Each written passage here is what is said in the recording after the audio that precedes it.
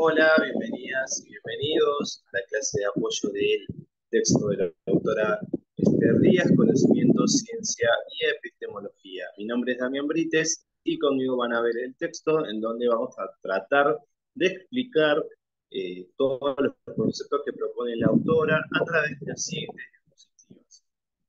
Ya, sin más preámbulos, comencemos la clase de apoyo. Bueno, primero y principal, el concepto que propone la autora, que es el conocimiento, que ella lo define el conocimiento como una manera de relacionarse con la realidad de tal modo que nos permite interpretarla y dar cuenta de ella. Que tal es así que se expresa en proposiciones que describen el objeto o el estado de las cosas que existen, existieron o podían existir. En otras palabras, el conocimiento describe, explica y predice. Describe porque enuncia las características de un objeto o el estado del mismo. Explica que para explicarse, porque al explicarse se relacionan los motivos que permiten o producen un hecho. Y predice ya que puede anticipar un hecho antes de que esto se produzca. La autora hace una diferenciación entre dos tipos de conocimiento. En una, hace el conocimiento del sentido común y el conocimiento científico. La autora dice, cuando se habla de conocimiento, existen dos tipos, el del sentido común y el científico. Como un ejemplo de conocimiento de sentido común, podemos ejemplificarlo con un granjero que ve toda su vida en el campo y este puede predecir una tormenta en base a su experiencia, ya sea por el comportamiento de los animales, la densidad del ambiente y por las formaciones que tienen las nubes. El conocimiento científico pareciera tener pasos similares, ya que un experto puede describir las características de la tormenta que suelen darse en una determinada época del año, cuáles son los factores que la producen y cuándo puede ocurrir. Otro ejemplo de conocimiento del sentido común puede ser el curar el empacho, el de tirar el cuerito, todo eso significa conocimiento del sentido común, pero a diferencia del conocimiento científico, el conocimiento del sentido común no carece de pruebas empíricas, es decir, que no se pone en desafío a través de la metodología, ni se pone en desafío la metodología que se utiliza. Caso contrario pasa con el conocimiento científico.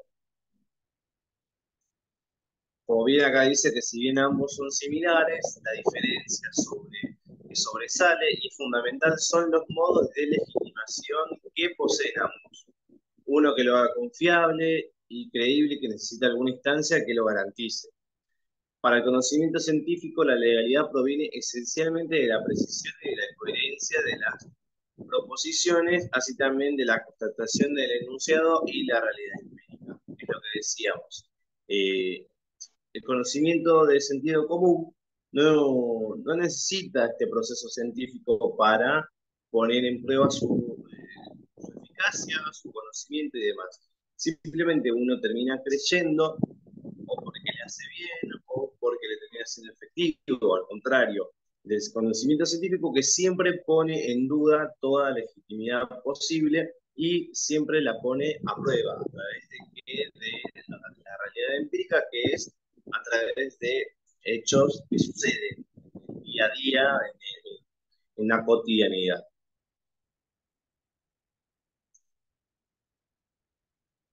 La autora dice que el conocimiento del sentido común se orienta más por lo irracional, es decir, los sentidos, es lo que decíamos de, bueno, de curar el ojeo, que puede ser, bueno, que una persona haya pasado todo el día con dolor de cabeza y que, bueno, lo hayan curado a través de esto que sería de palabras y demás, que después la persona ya se siente aliviada, con menos dolor de cabeza, bueno, eso a través de los sentidos, como que siente que hayan trabajado o alivianado su dolor a través de este procedimiento, que es, como bien se decía, va más por los sentidos que por la creencia neta que ofrece el conocimiento científico.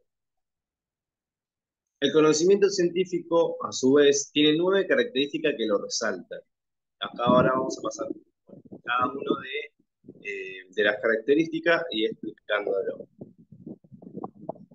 Descriptivo, explicativo y predictivo. Como decíamos antes, el conocimiento puede describir los hechos, los explica cómo se relacionan y en base a eso poder predecir un suceso similar. Eh, ¿Qué pasa con esto? Que, bueno, un ejemplo puede ser la ley de Newton, que Newton propone que todo aquello que se sube, que todo aquello que sube baja por la gravedad. Entonces, describe cuál es, que dónde está el objeto está arriba y después de un segundo está abajo. Explicativo, porque bueno, explica cuál es la relación entre el objeto, la gravedad y el accionar que se da. Y el predictivo, porque bueno, ya sabemos que la próxima vez que hagamos eso va a terminar en el mismo resultado. Esa es la característica que tiene el conocimiento científico. Es crítico y analítico. El conocimiento científico explicita entonces los fundamentos de sus afirmaciones por medio de análisis, interpretaciones y el juicio, de tal modo que que no es solamente crítico, sino también se expone a la crítica interna. Crítico analítico significa que, bueno, eh, un ejemplo a dar es a la hora de hacer comida. Uno tiene que ser crítico con el tema de lo que puede ser la cantidad exacta de ingredientes, si es muy salada, si no tiene la contextura que desea los comensales. Entonces, termina siendo crítico porque, bueno, tiene que ser perfecto o aproximado a la perfección. Analítico porque tiene que analizar constantemente de que no se pase ni en el caso de la comida, bueno, que no se le pase el arroz o que no se le pase los fideos o que la salsa no tome un gusto agrio por mucho tiempo en el fuego. Eso puede ser un ejemplo de crítico analítico. Es metódico y sistemático, ya que sigue un lineamiento de pasos de procedimiento que responden a una estructura lógica vista previamente. Es decir, existen algo escrito anteriormente de cómo tiene que darse un conocimiento.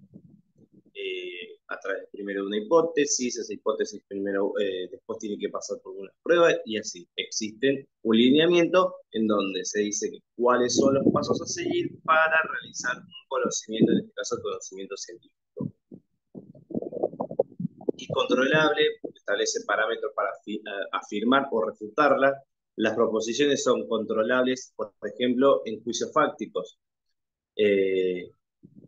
Seguíamos con el ejemplo de Newton que tenemos eh, para lo que sea la teoría de la gravedad. Bueno, Newton proponía que todo aquello de la gravedad, en donde a medida que todos los objetos estuvieran en una determinada distancia, caían. Eh, ¿Pero por qué? Porque, bueno, explicaba que existe una fuerza gravitacional en el centro de la Tierra que arrastra los objetos hasta el punto más bajo de lo que sería el nivel, que en este caso se puede ser la Tierra. Para, para esto, Newton tuvo que controlar todo para que pues, se pueda afirmar o refutar este conocimiento que él estaba desarrollando. A eso se establece como controlable, tener siempre en consideración el proceso cual se sigue para que esto o pueda ser verdad o pueda ser rechazado. Es unificado, el conocimiento científico es unificado, ya que los saberes deben unificarse dentro de una lógica científica. Se trata, en esencia, de manejar mismo sistema de signo, acordar ciertos tipos de metodología y consensuar significados. Esto permite, a su vez, que aquella persona que quiera seguir con la investigación o quiera refutar la investigación entienda perfectamente a lo que hacía el científico anterior. Es decir, si la persona que escribe sobre, en este caso Newton, que escribe sobre la teoría de la gravedad, con signos totalmente diferentes que se manejaban dentro de un círculo científico, no se va a dar a entender a lo que apunta y posiblemente no maneje los tipos mismos de signo ni se pueda entender a lo que quería apuntar Newton. Por eso los saberes conocimientos científicos tienen que ser unificados. Lógicamente consistente, que tiene que mantener un rigor lógico. Es decir, sigamos con el ejemplo de Newton. Si Newton empezaba hablando de la teoría de la gravedad desde el minuto cero hasta que consigue establecer su conocimiento como época, la parte, como el conocimiento que más respuesta brinda al momento, establece un rigor lógico. Pero si Newton empezaba hablando de la teoría de lo que sea de la gravedad y termina hablando de algo totalmente diferente, no mantiene un tipo de rigor lógico, en decir que ese conocimiento no es válido, porque empezamos con un tema y terminamos con otro. No tiene esa lógica que es consistente, ya que va cambiando a medida que va avanzando el conocimiento. Comunicable por un medio de lenguaje preciso, debe comunicarse sin problemas de interpretación, tiene que ser asertivo y preciso y tener que ser unívoco y no valorativo. Tiene que ser parcial al servicio de la información. Cuando habla de que tiene que ser asertivo, es que se tenga que entender de la misma forma que le expresa el científico. Preciso, simplemente no decir ni más ni menos palabras, simplemente las palabras justas, o el conocimiento justo. Unívoco, que tiene que ser algo que se haya comprobado, que ya esté con funcionamiento. No valorativo, es decir, no decir, bueno, esto es mejor que el otro por aquello, sino simplemente presentar un tipo de conocimiento diferente al otro que responda a otras preguntas. Y tiene que ser parcial, es decir, no tomar ningún tipo de bando, ya que tiene que estar servicio de la información, ya que otra persona u otro investigador que quiera retomar esta investigación tenga que tener en cuenta los parámetros en los cuales se basaba estos conocimientos para poder seguir con la investigación. Tiene que ser objetivo. El conocimiento científico es objetivo, ya que los enunciados científicos deben formularse para que otros científicos puedan reproducir el experimento y someterlo a prueba para que lo puedan refutar o afirmar. Siguiendo con lo anterior, es decir, que así como no tiene que generar juicios, no decir que está bien o está mal, o esto es mejor que el otro, sino que el que venga tiene que entender todo aquello que pasó sin generar ningún tipo de valor o de postura subjetiva a todo lo que el científico le pueda agregar a este conocimiento. Es provisorio, ya que no hay que tomarlo como único conocimiento válido y finalizado, sino dejar puertas abiertas para incorporaciones científicas. Si bien, sigamos con el ejemplo de Newton, con el tema de la teoría de la gravedad, tenemos en consideración la teoría superadora de Newton, que fue la teoría de la relatividad de Albert Einstein. Bueno, a eso refiere que sea provisorio, que no sea el último conocimiento y después de esto ya no exista más nada, sino que simplemente sea un paso más a conseguir de toda la cadena de conocimiento que existe. Si bien ahora ya terminamos con las 9 características que resaltan al conocimiento científico, pasamos a las otras definiciones, en donde la autora propone la idea de ciencia, el concepto de ciencia, que dice que el conocimiento científico forma parte de la ciencia, pero la ciencia es mucho más abarcativa, ya que comprende que las instituciones que intervienen en la investigación, entonces se puede referir a la ciencia como el conocimiento de cada época histórica que considera más sólido.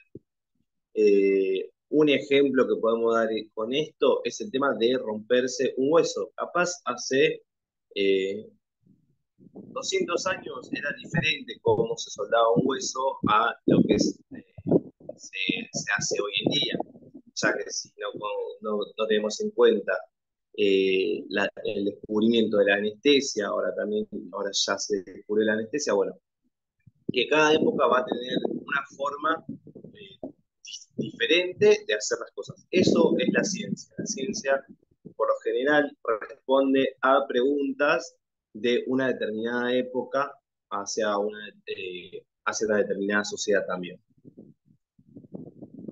Después, el siguiente concepto, que es epistemología, que dice que es la disciplina filosófica que remite a la teoría del conocimiento o reflexión de la ciencia. En este sentido, la epistemología siempre demostró preocupaciones filosóficas.